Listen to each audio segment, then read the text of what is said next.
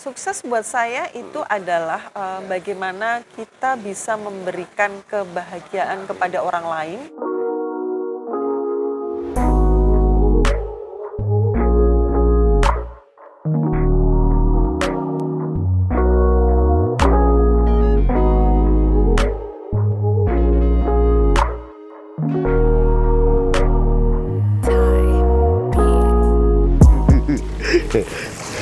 Yo, what's up yo? Kita berenang yo. Wadidaw, kacau duh Gusti. Jumpa lagi dengan saya Bayu Prakoso, Branch Manager Milenial di podcast Pak Bayu. Hari ini kita bukan mau berenang ya, kita mau ketemu sama seorang General Manager perempuan Hotel 101 Tugu. Oke, ikut Papi Bayu yuk. Kita berenang dulu.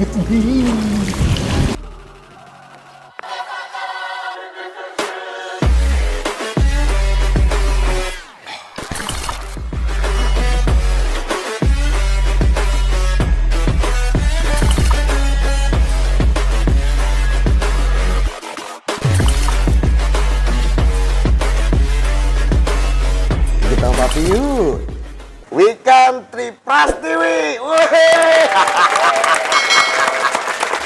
Banyak Bu ya.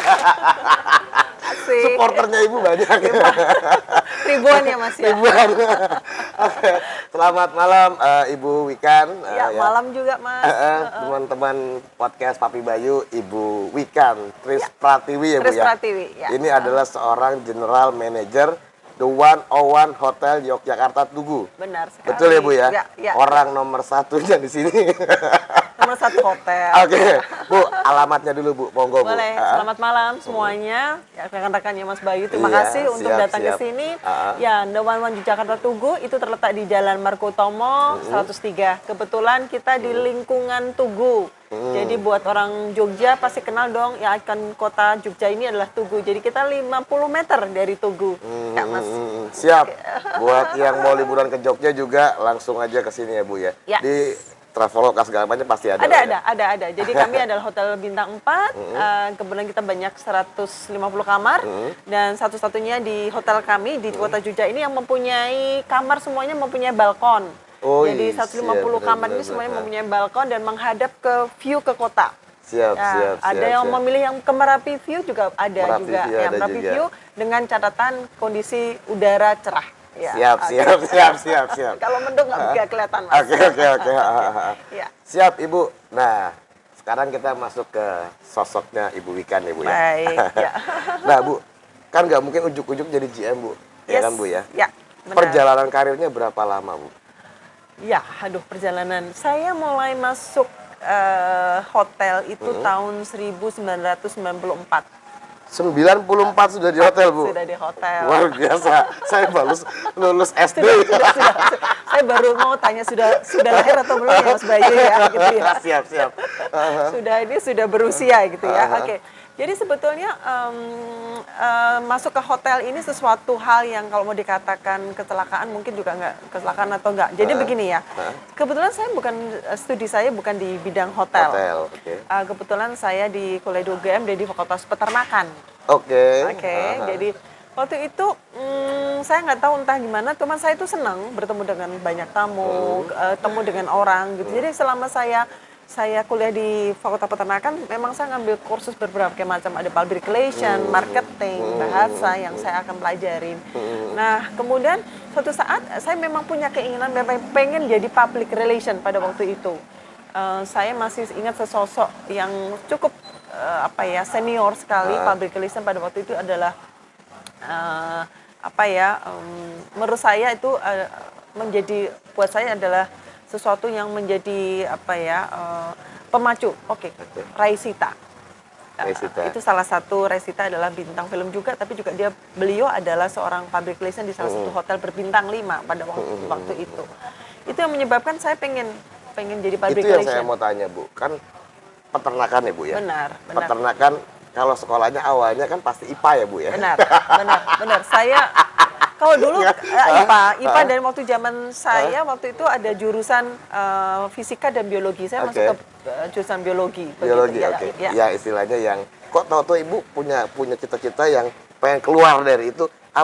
Apalagi Bu selain Resita itu ya Bu Oke, ya? jadi IPA. Jadi sebetulnya pada waktu saya di SMA itu memang saya terlibat di dalam organisasi, di OSIS lah, ikutan organisasi macam-macam. Dasarnya memang saya suka berorganisasi, Mas. Oke, Jadi siap, siap. makanya meskipun saya di IPA, bukan berarti saya kutu buku, saya malah justru nggak suka nih. Ya mungkin belajar oke, tapi mesti tidak terlalu banyak karena memang saya sering berhubungan dengan orang lain, Oke. begitu suka bergaul dengan orang lain. Itu yang membuat dasar saya ke sana. Jadi waktu di Fakultas Peternakan meskipun saya belajar tentang bagaimana beternak hewan begitu ya,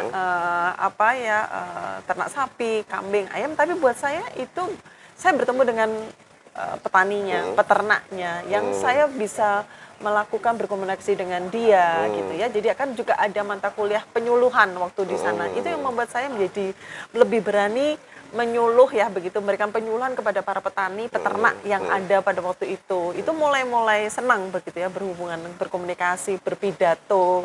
Itu juga mulai senang. Nah, itulah yang menyebabkan saya sebetulnya waktu itu tidak pengen kerja di hotel terus terang. Bukan, tidak kepikiran kerja di hotel. Karena pada waktu itu saya hanya melihat ada sebuah perusahaan yang zaman dulu kalau nulis aplikasi itu modelnya adalah PT apa, PO Box, kirimkan lamaran Anda ke PO Box berapa. Kita nggak tahu. Tidak ada, zaman sekarang kan lebih mudah membrowsing segala macam. Saya juga tidak tahu, tapi di situ tertulis adalah membutuhkan public relation. Jadi ya saya cobalah apply di sana gitu ya. Ternyata hotel itu gitu ya? hotel. Dan kebetulan hotel yang pertama kali adalah Phoenix Hotel, Phoenix Hotel. yang di Jalan Sudirman. Tetap di Jogja juga ya? Tetap di Jogja, karena memang kenapa, kebetulan saya juga asli Jogja, dan kebetulan pada waktu itu keluarga mengatakan saya sempat di Jakarta, cuman karena bapak ibu waktu itu sudah sepuh, saya kebetulan terima, waktu itu ada lamaran di Jogja, saya akhirnya tinggallah di Jogja, dan saya berkeluarga, punya suami, punya anak, kebetulan di Jogja, sehingga saya tidak pindah kemana-mana gitu di Jogja. Siap. Itu awal pertama ya? Benar, itu Phoenix ya, Hotel, dan saya juga mulai dari nol. Jadi karena kemudian saya public relation pada waktu itu, public relation saya apply, tetapi ternyata tes hasil psikologi saya mengatakan bahwa ibu itu ataupun saudara itu tidak tepat malahan ke public relation, tapi ke marketingnya, Mas. Luar biasa ya, Mas ya. Jadi saya juga bingung nih kok tiba-tiba marketing gitu ya. Jadi, saya ke marketing. Di marketingnya, kemudian saya mulai dari nol. Jadi saya door to door juga saya melakukan dari mulai itu. Saya meniti karir di Phoenix, saya 16 tahun. Saya ada di Phoenix Hotel. 16 tahun, Bu? Ya, jadi itu yang menggembleng saya. Mulai bisa dibayangkan mulai dari saya tidak mempunyai informasi ataupun pengetahuan tentang hotel. Saya belajar di situ dengan bimbingan beberapa GM. Pada waktu ada Pak Ito Sukamaji, beliau sekarang juga salah satu konsultan, termasuk juga yang ada di Jakarta tentang perhotelan, hospitality. Kemudian saya belajar secara otodidak mengenai hal itu, kemudian ya sampai sekarang.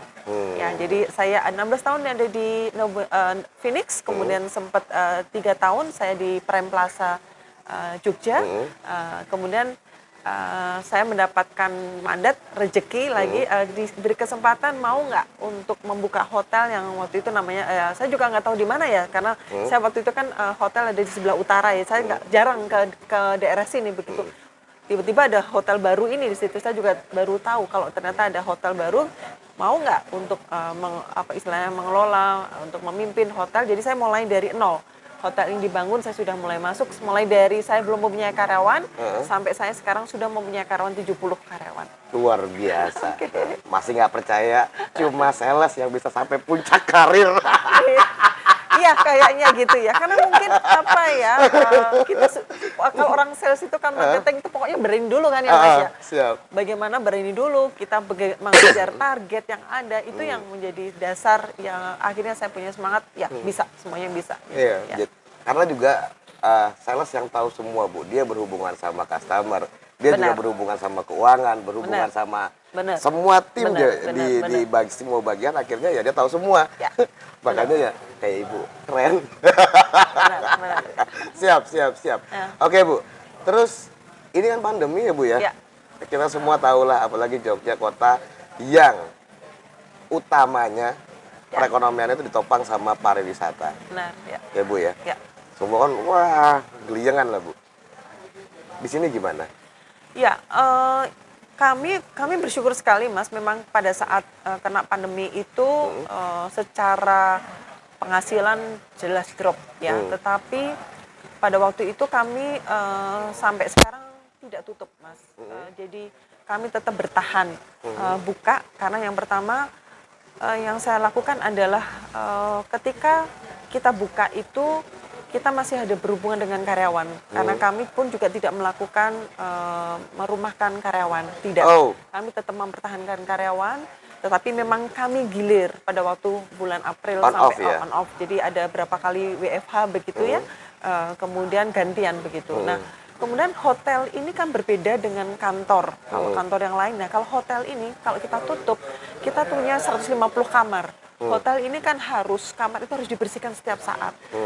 Saya memikirkan bahwa ketika itu kita tutup, tidak ada yang membersihkan, itu akan menjadi lebih kacau begitu. lebih berantakan lah. Berantakan begitu. Ya, kami memulai pada waktu kami tidak tutup itu kami juga mencoba bahwa bertahan dulu lah situasi dan kondisinya.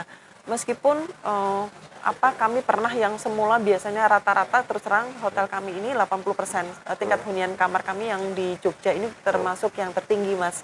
Jadi sekitar 80%. 80% tiba-tiba akhirnya menjadi sampai terakhir terendah itu kita bisa sampai 15%.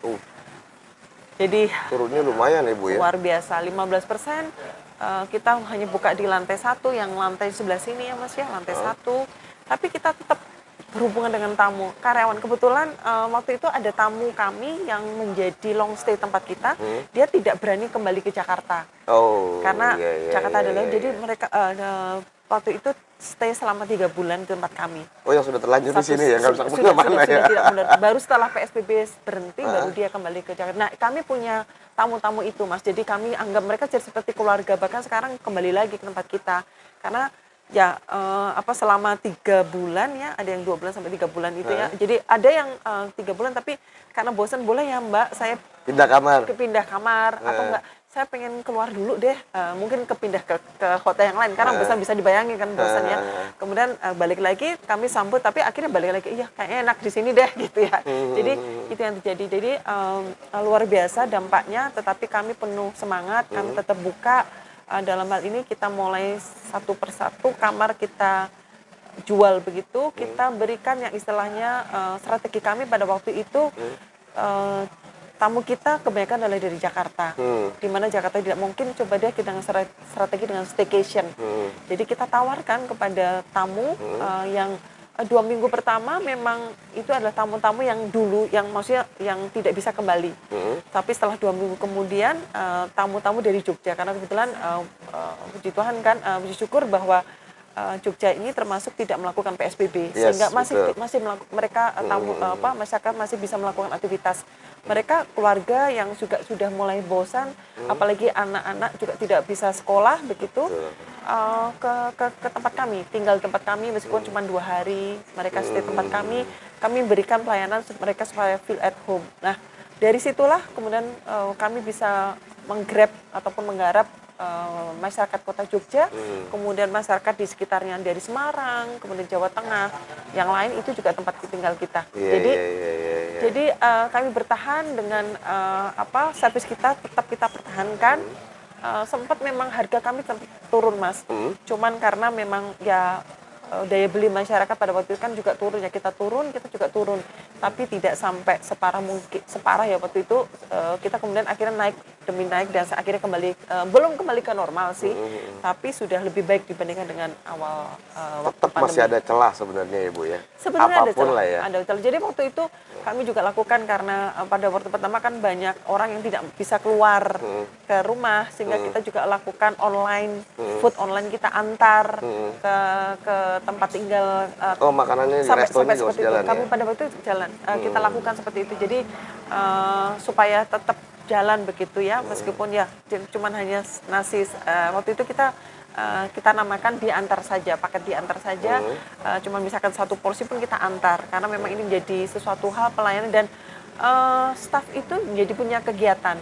Jadi yang mengantar itu tidak hanya sebagian front office, termasuk yang di housekeeping, yang di back office, security kami, accounting kami, ketika kita butuhkan ya terjun langsung. Tapi itu sesuatu yang memberikan semangat dan kita Keren, gotong keren, royongnya keren. luar biasa, Mas. Ya. Siap. Itu nggak tahu, makanya pusingnya kayak apa Ibu ya, ini nggak boleh tutup. Oke. Sedangkan ya pimpinan perusahaan pasti kan yang jaga jualan yang banyak, atau yang kedua nggak bisa jualan ya budget ditahan. Ya Bu ya. Ya, benar. Jadi kami lakukan pada waktu itu jelas kita melakukan efisiensi biaya operasional karena memang biaya yang paling besar di hotel itu adalah masalah energi, listrik, kemudian gas. Nah, akhirnya kita coba untuk melakukan efisiensi di listrik. Kemudian terus terang juga itu tadi gaji ya, paling besar kan juga di gaji karyawan. Kita lakukan dengan sistem MWFA tadi. Kami berikan pengertian bahwa situasinya seperti ini, tapi kita bersyukur bahwa kita tidak tutup. Kita masih bekerja, meskipun seperti itu justru memberikan semangat sekali lagi teman-teman ya sampai sekarang diberikan kesehatan, semangat, dan kita berusaha untuk memberikan yang terbaik lah untuk tamu. Ya. Siap. Standar protokol sudah jalan semua ya Bu ya? Benar. Jadi sejak dari awal kami sudah lakukan, kemudian ada protokol kesehatan. Jadi yang kita mulai dengan bagaimana mencuci tangan, kita ada di depan, kita bahkan sediakan tidak hanya satu, tapi kita 3 karena kita menyangkut bahwa bagaimana supaya tamu tidak ngantri untuk cuci tangan, kemudian diukur suhu tubuhnya, kemudian harus menggunakan masker. Kita ungkapkan, by the way kita nggak pakai masker ya ini karena tadi kita menggunakan masker ya, soalnya kita bicara-bicara. Konten teman-teman. Nanti ada yang protes kenapa nggak pakai masker ya. Jadi kita lakukan seperti itu, jaga jarak kita lakukan, kemudian kita melakukan disinfektan seluruh public area, kamar pun juga kita lakukan begitu tamu check out, kita lakukan disinfektan, kita lakukan hampir 3 jam untuk didiamkan, kemudian kita bisa jual lagi. Terus kemudian kita lakukan juga inovasi-inovasi lain. Jadi kita lakukan protokol kesehatan itu tidak hanya di setiap sudut di hotel, kami juga masukkan ke dalam TV yang ada di dalam kamar. Kita ingatkan bahwa menggunakan masker, jaga jarak itu kita lakukan. Oke. Ya, di iklan di TV semua ya? Benar kita lakukan ya. Kita harus itu ya, dan kebetulan di One ini juga kita bentuk tim satgas, satuan gugus tugas untuk COVID, dan di mana mereka ini juga para staf dan manajer yang saling mengingatkan kepada tamu, kepada karyawan untuk menggunakan 3 hal tadi ya, cuci tangan, masker dan jaga jarak. Siap. Jogja aman loh pokoknya teman-teman. Kita aman, tapi kita tetap bukan berarti kita takabur, enggak, karena tetap masih virus ada di mana, tapi kita harus tetap pakai masker, jaga jarak, dan cuci tangan. Ya, tadi Ibu bilang beruntung kita di Jogja, penanganan COVID paling bagus ya Indonesia Bu. Ya. Cuman 2,5%. Ya. Top ya Bu ya. Ya, mudah-mudahan semuanya. Ya Bu. Ya, mudah-mudahan. Ke Jogja lagi gitu ya, Bu ya. Kita sudah siap. Di sini masih juga sudah siap. Siap. Oke Ibu. Apa arti kesuksesan menurut Ibu Wikan? Oke. Dan memberikan berkat ataupun rezeki kepada orang lain dan sekitar kita. Sukses buat saya adalah bisa mengentaskan juga tim saya atau orang lain itu sama seperti saya. Jadi buat saya itu adalah kesuksesan. Jadi bukan dari materi, tapi bagaimana kita bisa berbagi kepada orang lain, itu buat saya adalah sukses. Saya dapat polanya loh Bu, ini sudah yang 30 lebih kayaknya episode. Beda-beda ya? Saya dapat polanya. Semua orang yang sukses, menurut saya ya, Bu ya. Ya tadi, itu melakukan hal untuk orang lain, bermanfaat buat orang lain, membantu orang lain.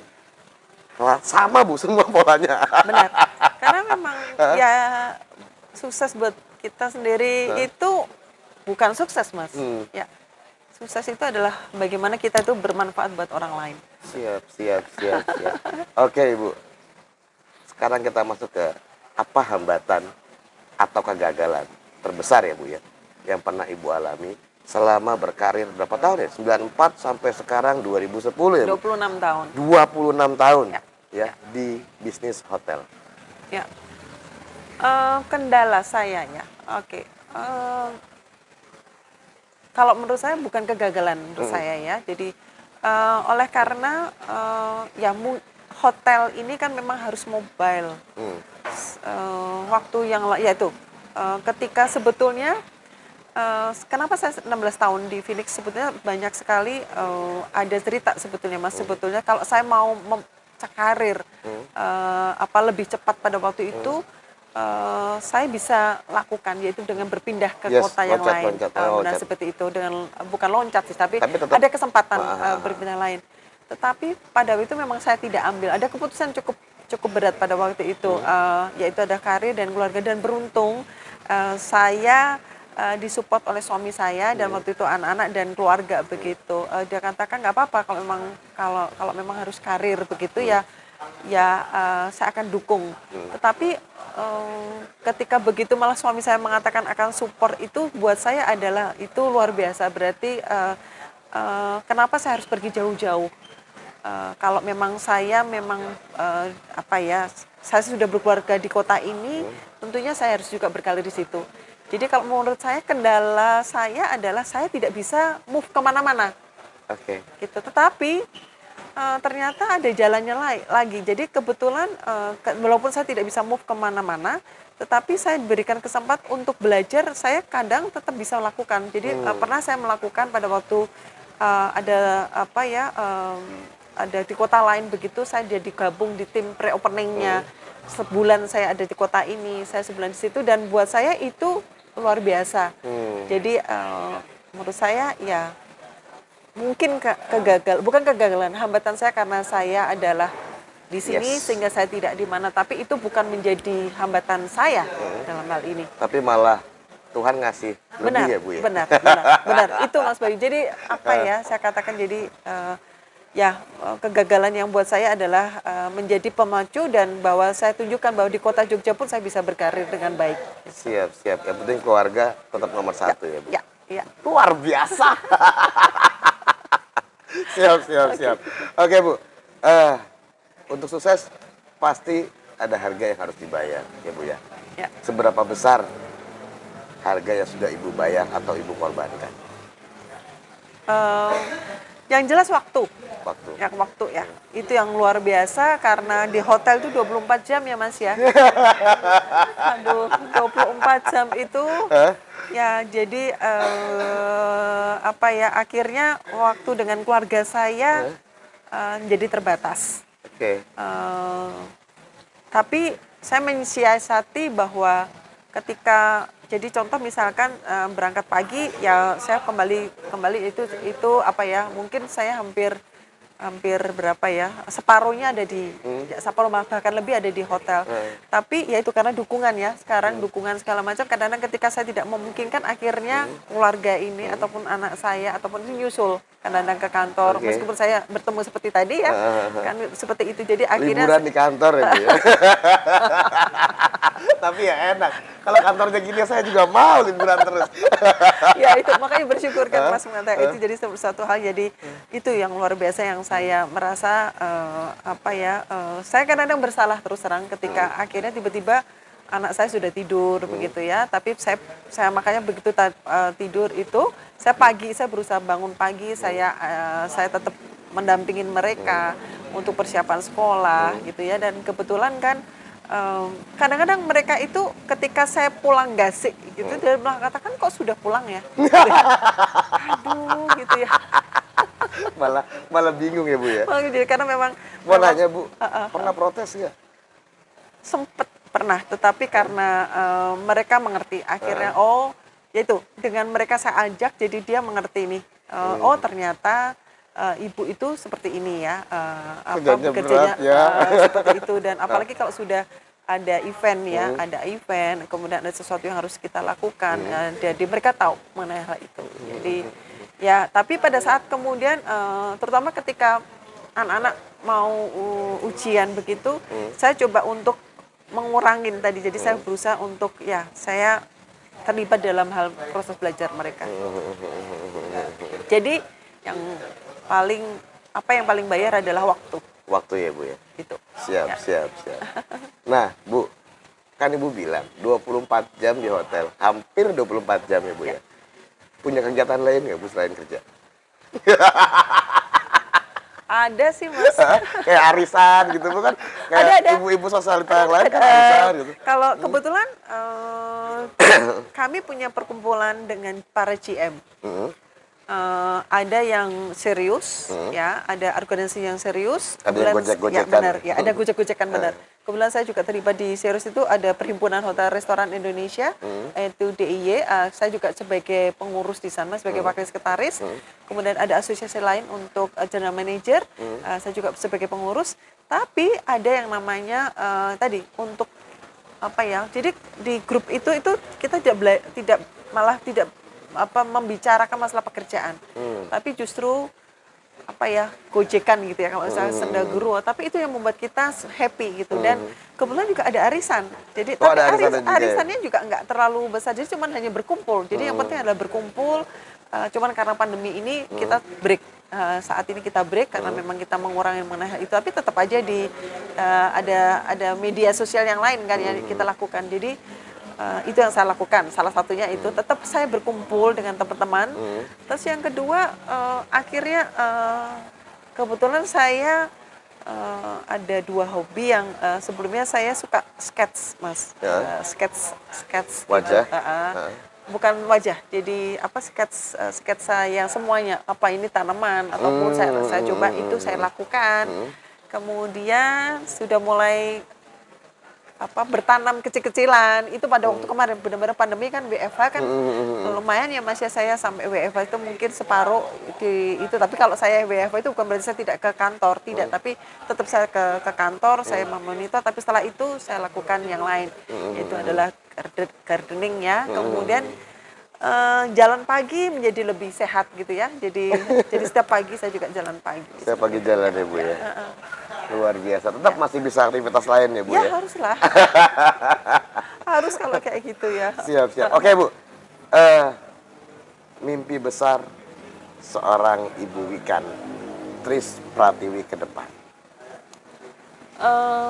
Saya punya keinginan yang pertama, saya sebagai seorang pengen terjun ke, meskipun sekarang sudah saya mulai ya, saya pengen jadi seorang pendidik Mas. Banyak ilmu yang harus saya, ilmu saya ini adalah berupa pengalaman, bukan teoritis. Saya pengen sharing ke dunia pendidikan. Itu mimpi besar saya. Kemudian yang kedua ya mungkin saya akan memulai tentunya karena bidang hotel, saya mungkin akan, mimpi besar saya seandainya saya punya semacam rumah begitu yang bisa juga untuk kita sewakan, untuk kita mungkin guest house segala macam, itu mimpi besar saya. Sehingga saya tetap masih dengan guest house itu saya tetap bisa mengelola, tapi itu milik saya sendiri gitu ya. Kemudian kalau memang saya mencapai ya sudahlah, itu buat keluarga dan sebagainya, tempat untuk beristirahat untuk keluarga saya dan sebagainya. Jadi itu mimpi besar saya. Siap, mantap banget. Bu Siska, siap, silakan. Ditarik ke kampus ya Bu. Ya sekarang sih kebetulan kita punya itu ya Mas ya. Jadi saat ini memang saya sempat sudah jadi dosen, tapi dosen tamu begitu. Dan kebetulan di hotel sendiri kebetulan adalah dulu ada program 1 GM itu bisa mengasuh 1 sekolah menengah kejuruan. Itu programnya dari Kementerian Pariwisata bersama dengan salah satu asosiasi. Kebetulan kami ini ada salah satu SMK Bogri 2 menjadi sekolah asuh kami. Tetapi saya tidak hanya 1 GM, maksud saya bukan saya sebagai pengajar saja, tapi saya mengajak tim saya, para manajer saya pun juga terlibat. Jadi mereka ada di housekeeping, ada kitchen, ada front office, itu mengajar ke sekolah menengah. Langsung ya Bu ya? Jadi kita langsung, karena memang SMK ini mereka pengajarnya adalah para guru yang sebetulnya mereka secara teori itu ada buku teori, tapi di lapangan berbeda sekali. Hospitality itu berbeda sekali dengan dunia mungkin teori begitu, sehingga akhirnya mereka tetap membutuhkan seseorang yang praktisi. Dan itu sangat dibutuhkan, kami terjun seperti itu. Dan kami ada Hotel One One ini kita punya MOU dengan SMK, kemudian juga MOU dengan ini Dan bisa magang di sini juga ya, Bu? Benar, jadi magangnya di sini. Jadi kami melakukan itu dengan dunia pendidikan dalam hal ini. Siap, keren banget, Bu. Gitu.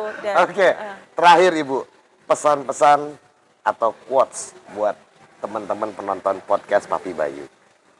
Oke, menurut saya adalah jangan puas terhadap apa yang kita peroleh saat ini. Teruslah berusaha untuk memberikan yang terbaik. Kalau hari ini misalkan, contoh ya, kalau hari ini saya bisa melayani 1 tamu, berarti hari berikutnya saya harus bisa melayani 2 tamu. Jadi jangan puas terhadap apa yang kita peroleh hari ini. Mantap sekali. Terima kasih Bu Wikan. Ini sampai lupa loh, ini tadi sampai kita asiknya gitu ya. Lupa, nanti diminum kopinya.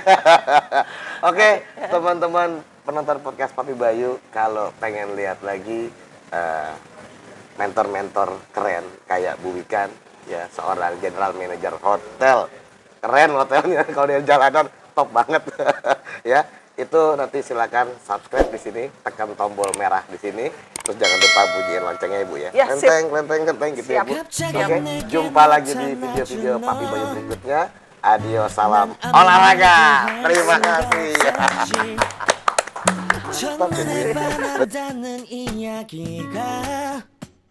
널 보는 순간 이해가 됐어. 매번 야야야야야 불러 널 야야야야 내 맘을 고백하려고